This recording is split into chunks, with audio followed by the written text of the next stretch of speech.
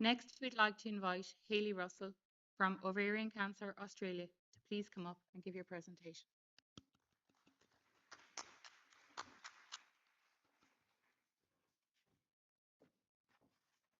Hi, thanks everyone. I'll just get a grip on where all my slides are and everything. I'll look at my notes if I need to. Thank you so much for having me today. Thank you to IGCS and particularly to the subcommittee of IGCAN. As you can see here, my name is Hayley Russell. I'm the Senior Research Manager at Ovarian Cancer Australia, but first and foremost, I am a counsellor, I'm a clinician. I work talking with people every day about their cancer diagnosis. When I'm not at Ovarian Cancer Australia, I also have a clinical role in palliative care as well. So that's what my work is driven by. I really liked, as we've started this morning off, I loved everything that was presented this morning, but I loved how Connor mentioned self-care. And whenever I'm talking to anyone about these issues, whether I'm talking about grief and loss or I'm talking about cancer, I encourage everyone to keep self-care in mind. Sometimes it's hard to see some of these statistics or hear about some of these things. They might trigger our own experiences, they might trigger experiences of family members. So keep that in mind. Have some water, take some, time if you need to. Talk to a friend afterwards, talk to a colleague. I always like to say that when I start off. So, I know the title was just Ovarian Cancer Australia, which is a bit mysterious what she's actually going to talk about today. But what I will have, actually, first I'll just say, let you know that Ovarian Cancer Australia's funding comes from federal government largely. Sometimes we get some smaller grants from pharmaceutical companies for things like nurse education and webinars. So to go into a bit more detail, I'll talk about who Ovarian Cancer Australia is, some of our strategic pillars, so largely around advocacy, how we do that, how we bring patient voices to our government in Australia, the support services we offer, importantly as well. My part of it, the thing that's really important to me is psychosocial research. So I'll talk quite a lot about that and how that's important for advocacy, how knowing about people's experiences can then support translation through to support services and better outcomes for people and their families. And maybe some points to consider for yourselves if you're part of an organisation, if that's something that you'd like to become involved in. That's what I'd like to finish on and make sure that we have time for questions and discussion as well. So who are we? I can't talk about Ovarian Cancer Australia without mentioning Sheila Lee, who was the woman who first started Ovarian Cancer Australia back in 2001. She was a woman with ovarian cancer, and when she had her diagnosis, she found what we've already talked about today, which there was very, very little out there for her. She saw so much pink, so much breast cancer support everywhere, and just so little for ovarian cancer. So she started Ovarian Cancer Australia herself with the support of other people impacted. We had one of our famous Olympian swimmers who had been impacted. Her mum died of ovarian cancer, who also got on board and was an incredible voice for us, Nicole Livingston. They were raising awareness, but they were sitting in a back room somewhere physically making these little ribbons as well. So that's where we started from in 2001. It's amazing to me now that we have over 50 employees back in Australia. It's amazing to me because even our support team started with just me as a counsellor and one nurse. We were answering every single phone call, we were running every single support group. So it's amazing to see how we've grown over that time. So these are our two strategic pillars. The first one is around support. So we are really fortunate to have funding for a TIL support nursing program, which means that our aim is for every woman with ovarian cancer in Australia to have their own contact with an individual gynecological cancer nurse through from diagnosis, even sometimes a little bit pre-diagnosis, through the whole spectrum of treatment afterwards, through palliative care if that's required as well. So someone they can talk to about side effects, symptoms, and really get a rapport and speak to on a regular basis as often as they need throughout their experience. That's all provided via telehealth. A really big country in Australia. We can't get out to everyone individually face to face, but we can provide that telehealth support. We also have a general helpline, so people who are concerned about symptoms, family members call. We have physical and online written resources that we provide. We have support groups and we have psychosocial support services from psychologists, counsellors and social workers as well. And then the piece that I'll speak more about is our leading change. So advocacy is very important to us and has been for the entire time that I've worked there. I will, as I said, I'll go into more detail about our psychosocial research projects, but I'll talk about all our strategic pillars now around leading change. So priority one, reduce variation in care. So obviously we've just heard a fantastic, or not a fantastic, a terrible example of variation in care across the world. That exists for us as a high income country. It also exists for us within the Australian context. So as I mentioned, there's a variation between people living rurally, regionally to cities. And one of our advocacy priorities is reducing that variation. So we know that some women are receiving suboptimal care. It's inequitable. It leads to poorer outcomes. So some of the things that we're aiming to do around that. So we are involved in the National Gynae Oncology Registry with one of our major universities in Australia.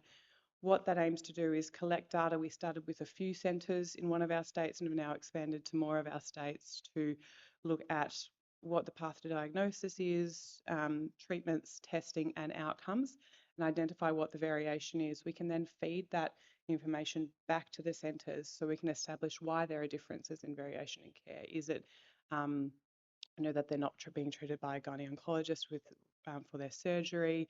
Is it the level of training with the doctors that are caring for people? So try to identify some of those differences there. And then we also really advocate for what we call centres of excellence. We've touched on it already a little bit today, but we know that ideally someone is treated by a gynaecologist in terms of their surgery than someone who works as part of a multidisciplinary team. So one of the things we've done is got together the New South Wales Cancer Institute to provide access to an online resource where people can find one of those centres of excellence, whether that's a health professional or a person themselves. They can find those centres of excellence so that they can get treatment there within our health system. We want all women to have timely access to effective and affordable treatments. So in Australia, we're very fortunate that we are moving through to having more treatments available. PARP inhibitors have been mentioned, and that's something that has become more readily available in Australia. The only thing is that sometimes that can create issues around availability, how quickly those drugs are getting onto the market, all those kind of things. So what we are doing in that way, we have the entire time I've worked at Ovarian Cancer Australia, we've always provided the voices of people with ovarian cancer through to the committees that make the decisions around this drug availability. So, physically going with women, flying them up from wherever they're from to Canberra to our capital to talk to these committees about the difference that it would make for them to have access to that drug potentially. But we also really want to essentially just make the approval process a little bit faster. So I'm not going to go through all this. You just need to look at it to know that it's complicated, obviously, for drugs to be approved in anywhere, including Australia. So what I want to say is that the advocacy, which is not just for ovarian cancer, but it's for any kind of cancer or any kind of treatment or drug in Australia, what we wanted to advocate was for fast track pathways, and we have managed to get some support for taking the process down from about 250 working days to about 150 working days in terms of the process of having those drugs approved. So that's something that is changing as we go along, which is a good thing. And then just ensuring that all women have access to patient and family-centred care and support, so the kind of support that they want themselves. So we know there are high levels of ongoing unmet need, that the ovarian cancer community has felt left behind.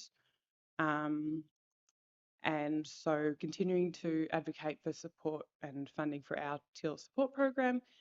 We know that that's picking up on things like side effects that aren't being addressed, unmet needs. Our nurses, I sit with them every single day in the office. They do a lot of work around, okay, this is how we can communicate with your oncologist. You're telling me that, sometimes you don't feel heard by them. Here's how you can maybe have a conversation to talk about the impact the treatment's having, or changing treatment, or what your preferences are. That's a lot of the work that they do, and we know that that can improve care.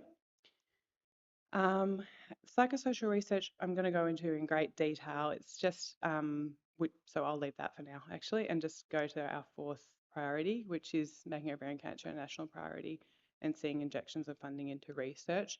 We only have a couple of specific research projects in terms of medical research that we support, which are mostly around genetic testing, but we do have a very significant aim of increasing funding in general to ovarian cancer research. So advocating for things like in Australia, we call it the Medical Research Future Fund. So advocating for more money to go into that fund. It's a more effective use of our time. You know, we could spend a lot of time fundraising or a lot of time supporting certain scientific projects that we know are important, but it's more effective for us to advocate just for more general funding for the best projects that are out there. Okay, I've zoomed through a little bit because I want to get to the part that I'm the most interested. I'm interested in all of this, but psychosocial research is my aspect that I really love. So, this is a quote from one of the women who completed one of our early, I'm going to say consumer survey. I don't like the word consumer when it comes to cancer. I'm just going to say it. I didn't choose that title for the particular survey. But as you can see, she says here, the psychological impact was and continues to be the hardest thing for me. Physically, I cope reasonably well. The reality of the statistics was challenging. Fear of recurrence is debilitating at times. Um, I'll just say as well that all of these pictures of our lovely teal support nurses and the women they support as well. So how did this start? You know, how I think I was incredibly fortunate to be really supported from going from a clinical role to having this question of every time a woman talks to me about, let's say for instance, this has had a huge impact on my body image, on my relationship, on you know, my sexual concerns, those kind of things. I try to go to the evidence within Australia and I find nothing. You know, I can't. And so then when I think about, wouldn't it be great if we had a sexual health clinic for women with ovarian cancer, I can't find any evidence to actually support that to then go for the funding so that we could have that. So we were in this really basic time when we had all this knowledge, but actually no evidence base really that was sitting there. So we did do a really large survey of over 200 people impacted, so people with ovarian cancer and their carers as well. And that started to tell us more and more about unmet needs. From there, we started to create some relationships with the universities around Australia because we knew this is where the academics worked who were working at least in health psychology, who might have, or maybe they've been working in breast cancer, bowel cancer, another tumour stream, who might be interested in ovarian cancer projects as well. So we started off by doing a Delphi study to say, okay, if we're going to commit to some of these projects, what are the actual areas we want to focus on? So again, we surveyed people impacted, health professionals and academics for this. These are the kind of things they talked about. So we've briefly talked about fear of cancer recurrence already, effective psychosocial interventions, actually saying, okay, well, you know, how do we tackle this? How do we actually look at what's happening for a person with ovarian cancer? Family and caregiver concerns came out really strongly as well. This started to give us a framework of where do we want to put our energy. If someone's coming to us, or I'm coming to someone, to an academic, to a student, um, you know, which of these areas do we want to focus on? So some of the collaborations and the publications that we've had over the last 7 years or so. So that the big survey I just spoke about, there's this common mistake, I think sometimes, well, I know because academics, health professionals were telling me, they said, oh, women don't want to be bothered by these surveys. They don't want, they don't want to participate. They're not going to participate. Their treatment's so hard. So many of them are going through, maybe they're going through palliative care. They don't want to talk about their experience. When we sent this out, as we said, 219 people with ovarian cancer and 78 caregivers came back, and they wrote reams and reams and reams about their experience. They wanted to put it down on paper. They wanted to say, this is what is important to me. They felt like they'd never been asked before what was actually important to them.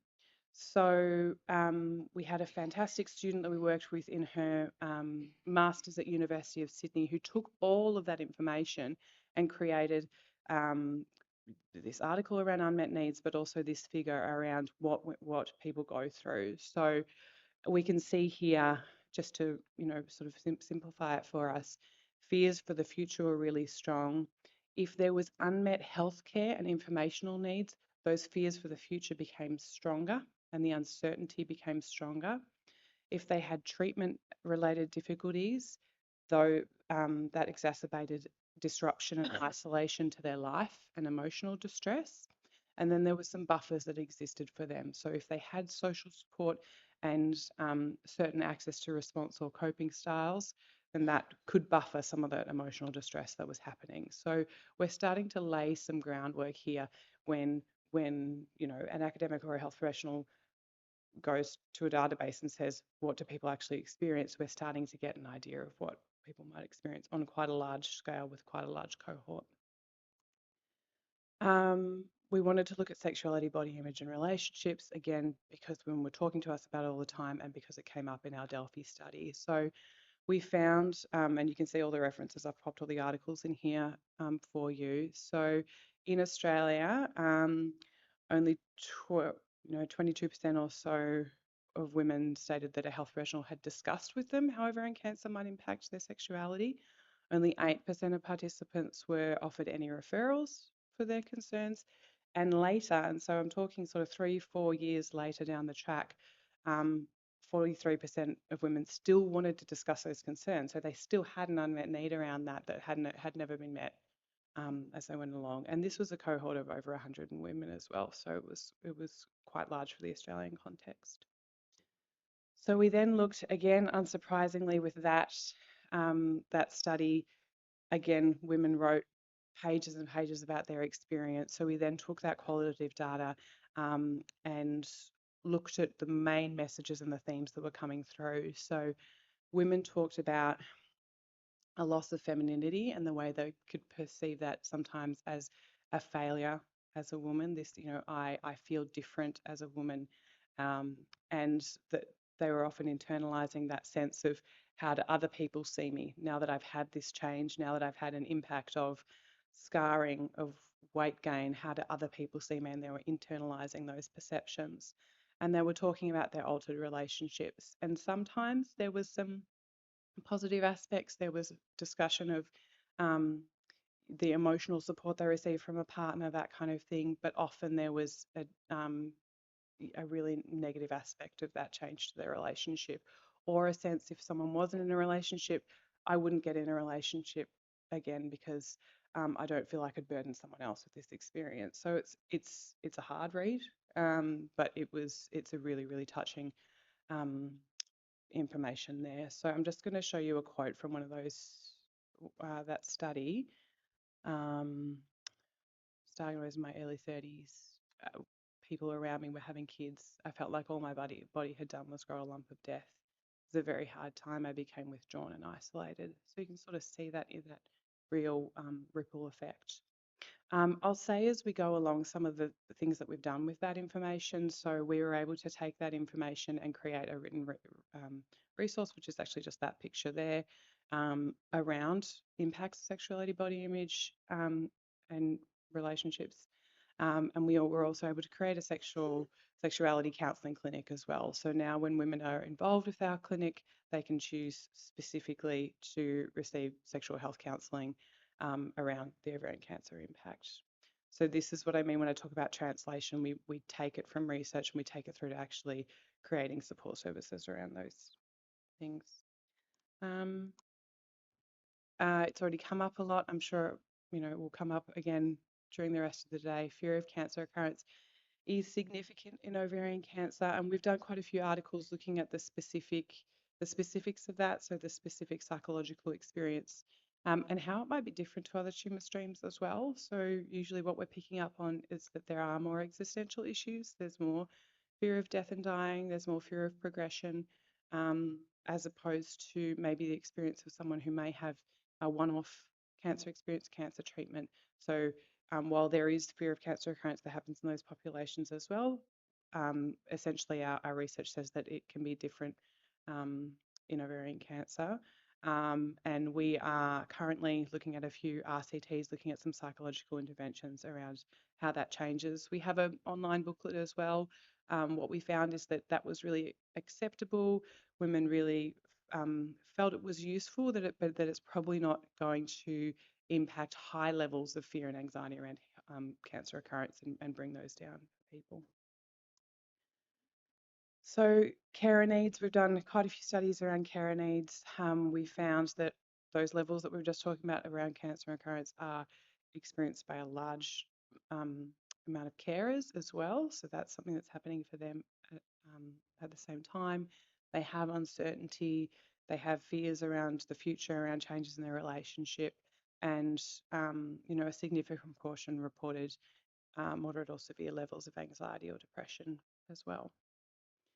What we've done through that is we've created some groups within Ovarian Cancer Australia. So we now have a male partners group. There was this specific study was around male partners. So we found the need within that to create a male partners group, which has been now probably 2 or 3 years, and it's been really well accepted. Then we have a more general Facebook online support group for carers and families as well. Yeah. So doing all this work, as I said, over say 5 years or so, I was sort of doing it as part of my role and then doing my clinical stuff as well. And we wanted to formalize that. We wanted to say, look, we're doing this work anyway. Let's get an advisory committee. Let's make this, have a bit of heft behind it, I guess, in terms of what we're doing. So we now have launched the Ovarian Cancer Psychosocial Research Centre, and our aims are to reduce duplication in Australia, so to make sure that all the best minds are working on the right projects at the right time, to encourage new projects. And we have, as I said, an amazing advisory committee who guides that activity. So looking forward, we want to do more around psychological intervention specifically, what's going to work potentially for people with ovarian cancer, continue to translate that work, disseminate that work, and then there's a few other important areas. So we have an RCT happening on sleep at the moment, menopause as well. We're working with World Ovarian Cancer Coalition on one of their amazing projects around socioeconomic burden as well. When we do go to Canberra, when we talk to politicians, they always want to know what are the costings, what can we put out there around the impact of ovarian cancer. So we're really excited to have that data coming up as well. So what would I say, I guess, to maybe other organisations who, maybe you're looking at this thinking we could use more of this kind of research in our country, in our area. Relationships are incredibly important. Once you start to speak to academics about ovarian cancer, maybe they've had some interest in the past, but bringing in your own personal experience or your clinical experience has such an impact, and they really sit up and listen about the impact that ovarian cancer has. So taking that responsibility for setting the agenda in terms of psychosocial research. I love students. All the students that I've worked with, what my aim has been, I want you to be passionate about ovarian cancer. I want you to work in ovarian cancer for the rest of your academic career. I don't know if I've been successful yet, but we've had some amazing PhD honours and master's students. They need projects, they have incredible supervisors, and we, as I've popped here, we have the ability to recruit. We are working with women every day who want to talk about their experiences. So it's a really nice symbiotic relationship in that way. We have one of the universities in Australia who has what do they call it, industry experts on all their supervisory panels for their PhD. So I'm on 2 supervisory PhD panels, which is another great way to get that the patient voice through into academia. And being involved all the way through. So from study design involvement, bringing in your the people that you know with cancer, through data analysis all the way through, and then enabling translation through our support services as well. That's me. Thank you. Up here, I'll do it. Thank you, Hayley. That was very insightful, and we appreciate all the work that is being done by Ovarian Cancer Australia.